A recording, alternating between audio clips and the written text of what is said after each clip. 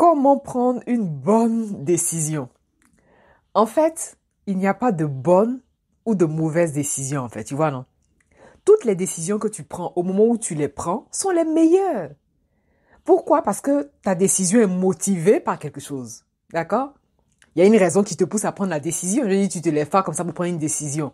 Bon, là, quand on parle de décision, on parle, voilà, de quelque chose de très important pour toi, quelque chose vraiment qui compte pour toi. Donc, il n'y a pas de bonne ou de mauvaise décision.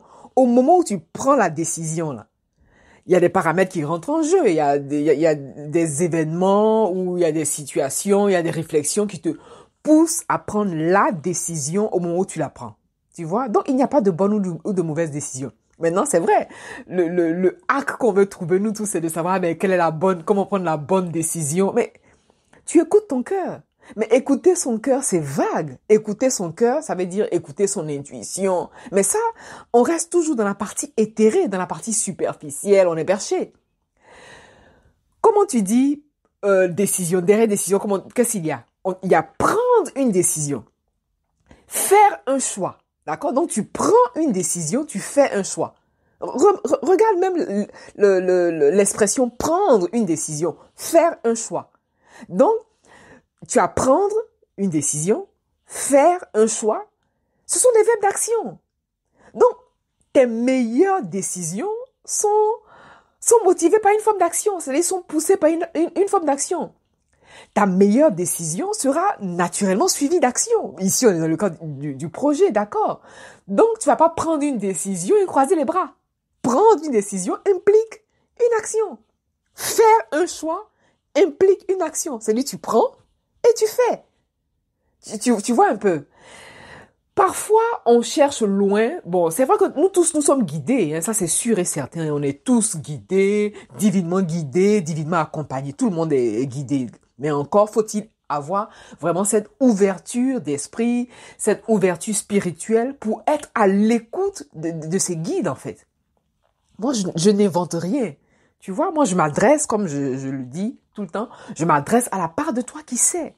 Donc, prendre une décision, ça implique l'action. Qu'est-ce qui motive ta décision?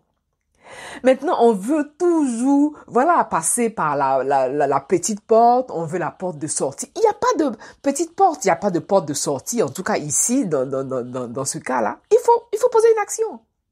Si ta décision n'est pas suivie d'action, ben, tu peux toujours te demander comment prendre une bonne décision, hein, tu vois?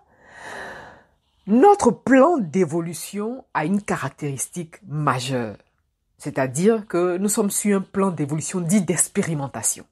Rien n'est figé. Tu prends ta décision, mais tu prends ta décision sans trop tergiverser, parce que la nature n'aime pas les hésitations. La vie n'aime pas ceux qui hésitent beaucoup. La vie n'aime pas ceux qui tâtonnent. Ah ben oui, non, et si, ça. Non, tu prends ta décision. C'est la raison pour laquelle je disais tout à l'heure que notre éducation induit beaucoup de biais parce que l'éducation n'est pas faite pour que tu prennes des décisions. Tu es éduqué pour le confort de tes parents. Je m'explique, même nous tous on le fait. Hein. Moi-même j'ai des enfants, j'éduque mes enfants pour mon propre confort. Bon, je mets une nuance. Hein. Ce que je veux dire par là, c'est que pourquoi tu es éduqué pour le confort de tes parents, de tes grands-parents? Tu es éduqué pour le confort de ta génération. Parce que l'éducation, non seulement induit des biais, je vais m'expliquer tout à l'heure. L'éducation induit des biais, l'éducation te formate, l'éducation t'impose un style, l'éducation t'impose vraiment une ligne de conduite. Attention, je ne dis pas qu'il faut désobéir. Quoique, pour réussir à être la meilleure version de toi-même là, parfois il faut désobéir. Mais dans la désobéissance, ici, il ne s'agit pas d'insolence, on est d'accord. Mais à un autre niveau, on peut parler d'insolence. C'est-à-dire, il faut être vraiment arrogant. Voilà, arrogant dans la confiance. Exceller dans la confiance. Ça ne veut pas dire que tu écrases les autres ou tu masses. Non, non, non. Vient un temps où il faut se lever. D'accord? Tu vois ce que je veux te dire? Donc, puisque ton éducation est faite pour le confort de ta lignée, tu as intérêt à te